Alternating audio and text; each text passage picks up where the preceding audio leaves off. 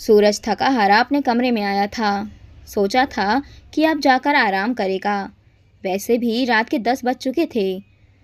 सुबह का निकला हुआ होता था तो रात को आते आते अक्सर लेट हो जाता था।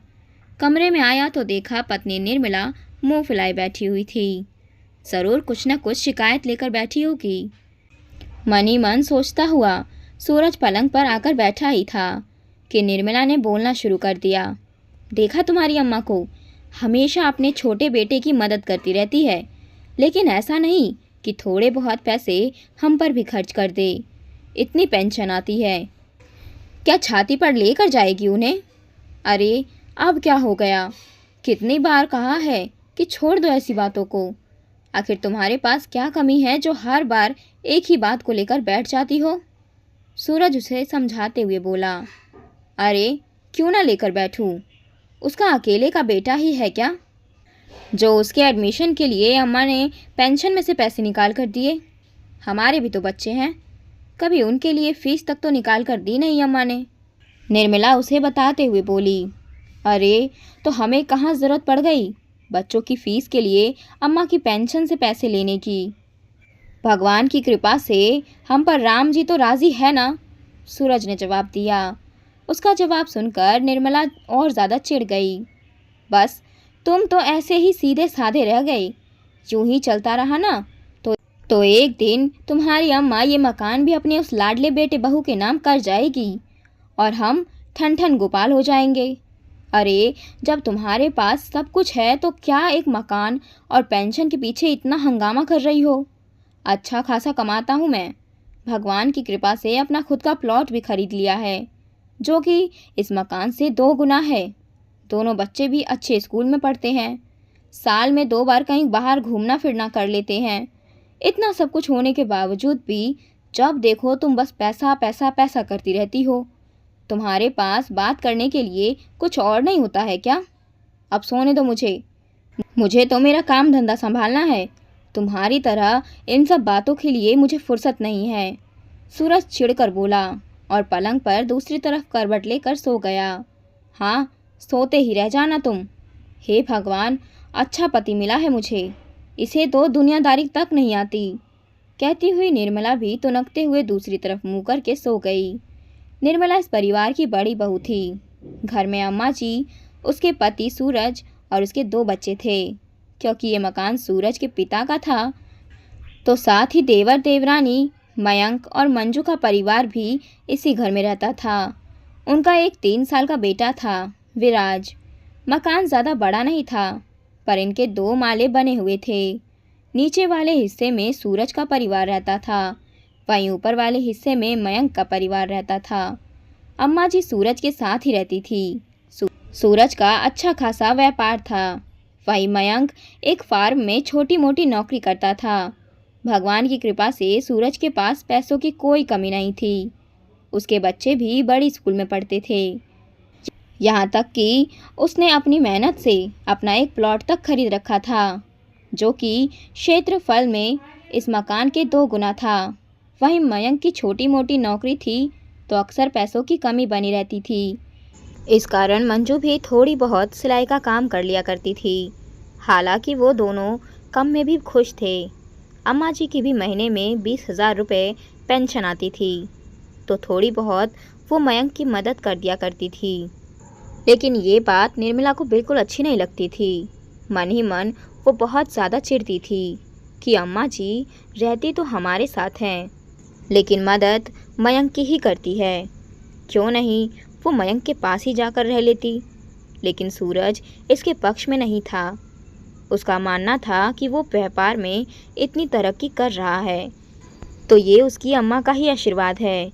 आखिर सूरज के आगे निर्मला ज़्यादा कुछ कह नहीं पाती थी। पहले तो देवर देवरानी फिर भी साथ रहते थे। उस समय निर्मला बहुत ज़्यादा किचकिच करती थी।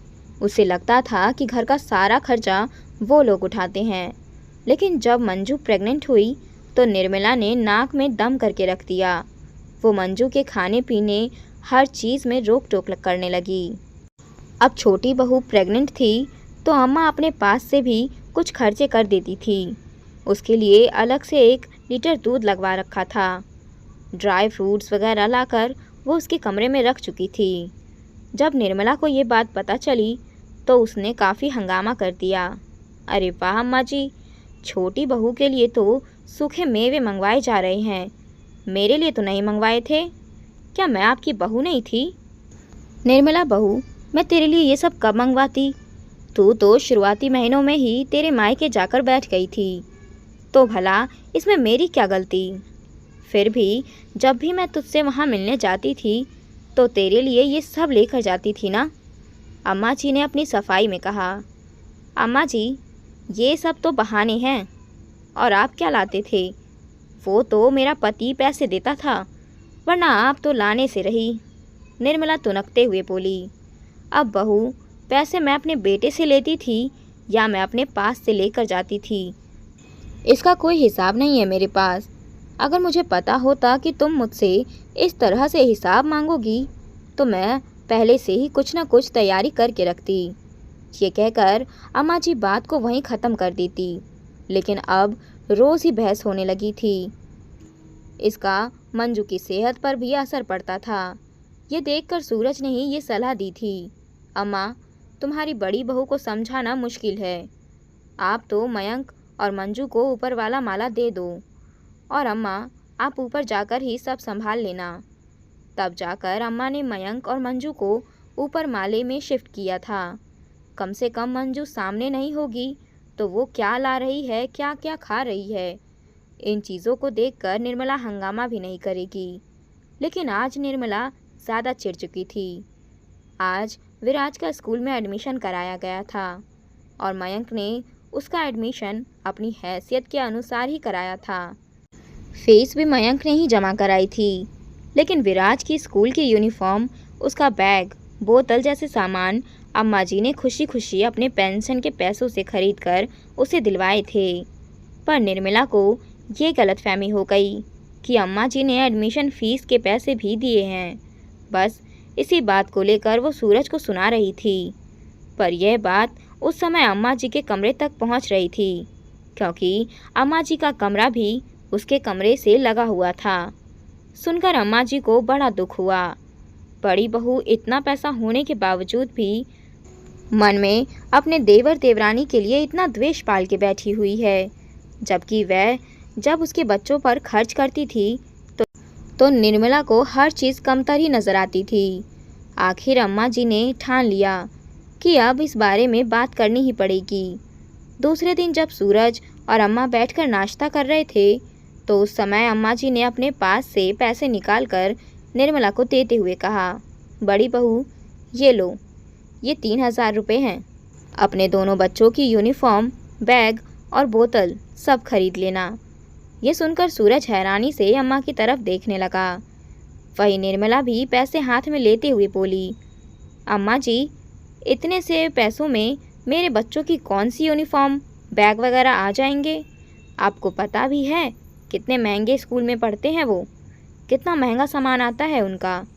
अच्छा, तुम्हारे बच्चे महंगे स्कूल में पढ़ रहे हैं, महंगी यूनिफॉर्म पहन रहे हैं, महंगी महंगी किताबें खरीद रहे हैं, पर फिर भी तुम्हें वो छोटा सा बच्चा नज़र आ गया जिसे कल स्कूल बैग, यूनिफॉर्म दिलाने के लिए मैंने 1200-1300 रुपये खर्च कर दिए। क्या फ़ायदा ऐसी तुम्हारी अमीरी का, जब तुम्हारा मन ही इतना गरीब रह गया, सिर्फ इसलिए कि वो तुम्हारे देवर देवरानी का बेटा है। क्या कमी है तुम्हारे पास जो दूसरों को देखकर चिढ़ती हो? तुम मदद नहीं कर सकती हो तो दूसरों का हाथ क्यों पड़ती हो? और हाँ, ये मेरा मकान है, मेरे 2 बेटे हैं, मुझे जो देना है वो मैं दोनों को बराबर ही दूंगी। मेरे मन में दोनों के लिए कोई दोष नहीं है, तो बेवजह तुम हर बात का हंगामा क्यों करती हो? आखिर आज अम्मा ने खरी खरी सुना दी। सुनकर निर्मला चुप हो गई और उसके बाद फिर निर्मला ने कभी अम्मा से इस बारे में बहस नहीं की।